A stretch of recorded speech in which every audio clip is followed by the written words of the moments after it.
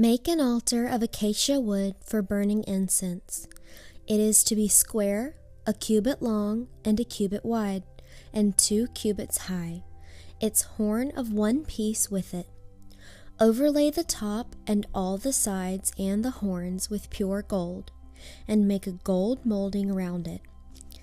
Make 2 gold rings for the altar below the molding, 2 on opposite sides, to hold the poles used to carry it. Make the poles of acacia wood and overlay them with gold.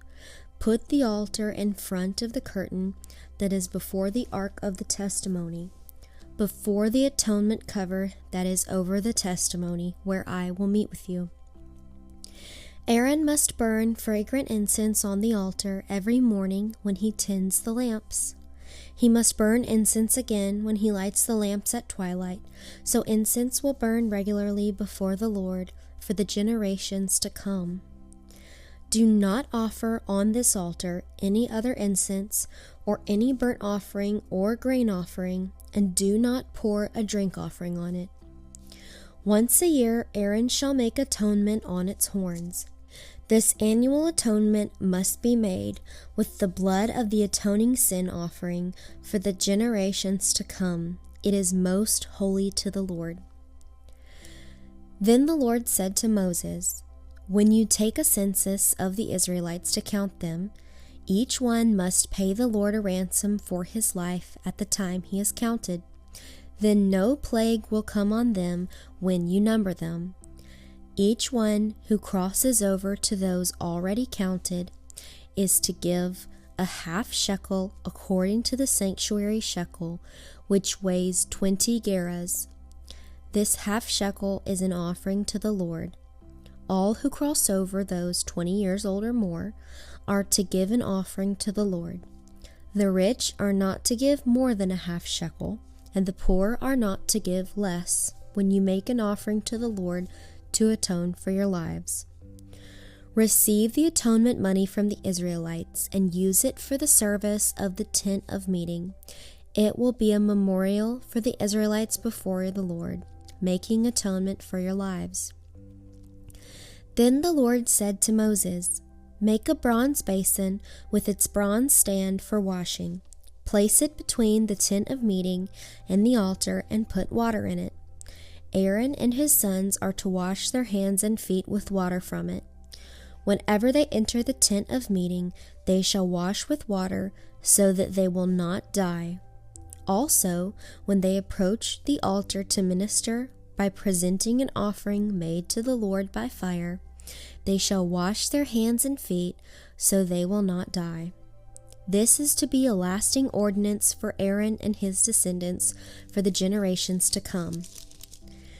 Then the Lord said to Moses, "Take the following fine spices, 500 shekels of liquid myrrh, half as much, that is, 250 shekels of fragrant cinnamon, 250 shekels of fragrant cane, 500 shekels of cassia, all according to the sanctuary shekel, and a hin of olive oil.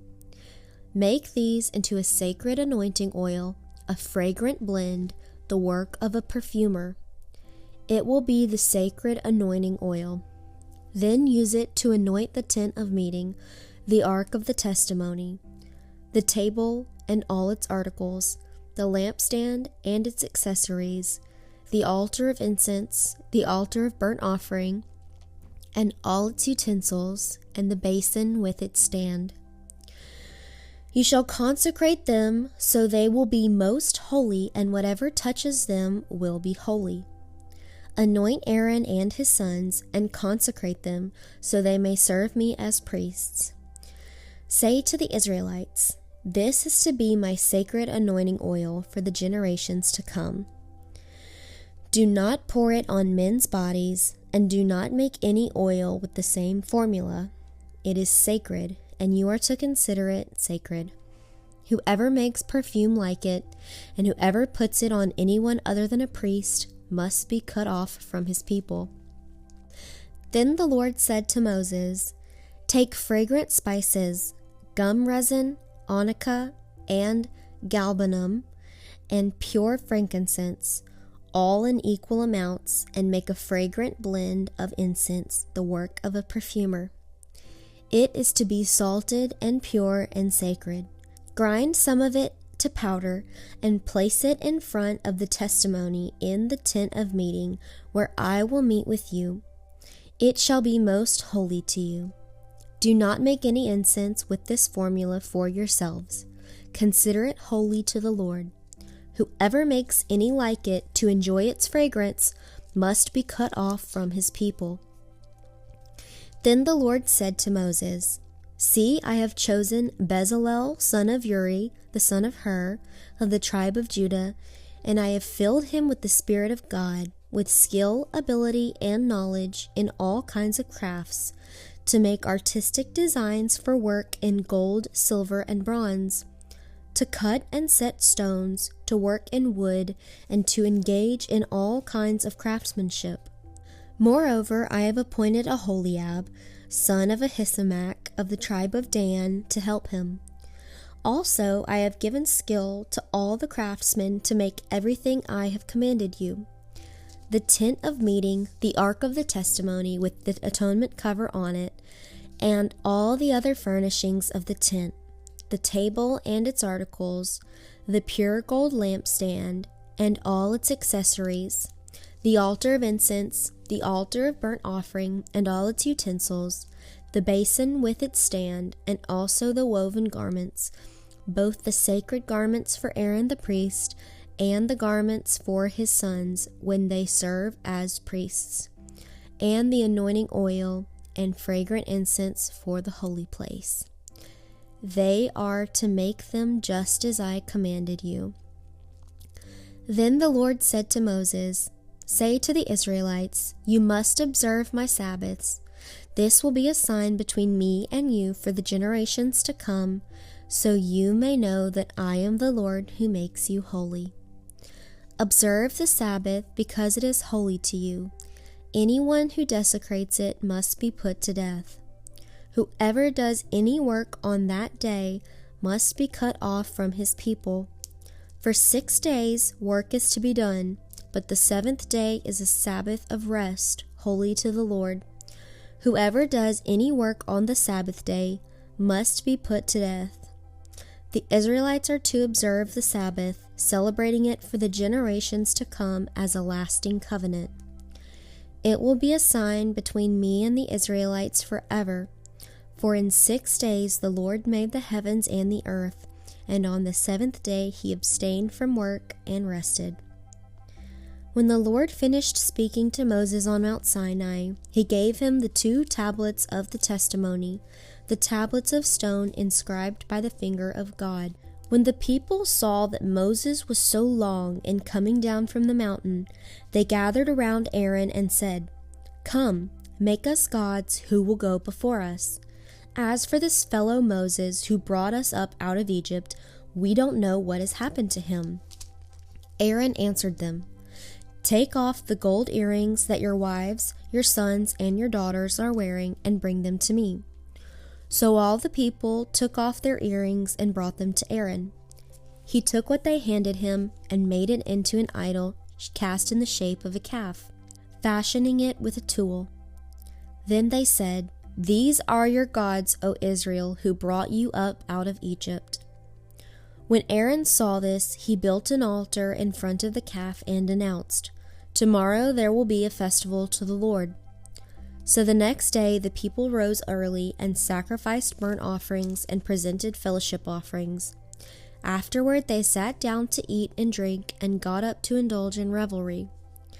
Then the Lord said to Moses, Go down, because your people, whom you brought up out of Egypt, have become corrupt.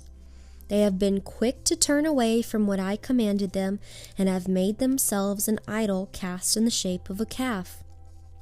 They have bowed down to it and sacrificed to it, and have said, These are your gods, O Israel, who brought you up out of Egypt. I have seen these people, the Lord said to Moses, and they are a stiff-necked people. Now leave me alone, so that my anger may burn against them, and that I may destroy them. Then I will make you into a great nation.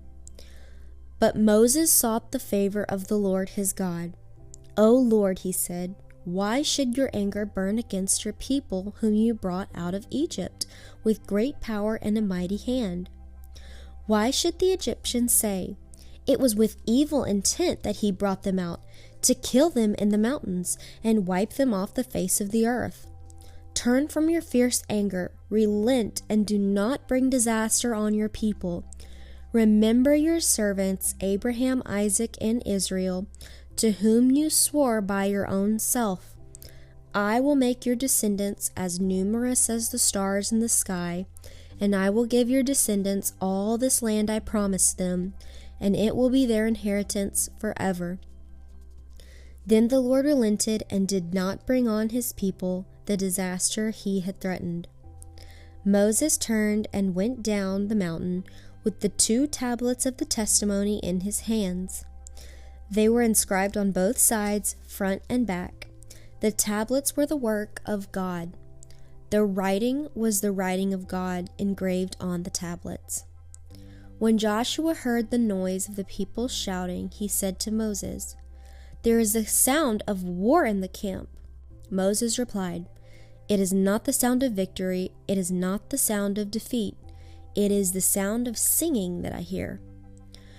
When Moses approached the camp and saw the calf and the dancing, his anger burned, and he threw the tablets out of his hand, breaking them to pieces at the foot of the mountain. And he took the calf they had made and burned it in the fire. Then he ground it to powder, scattered it on the water, and made the Israelites drink it. He said to Aaron, "What did these people do to you, that you led them into such great sin?" "Do not be angry, my lord," Aaron answered.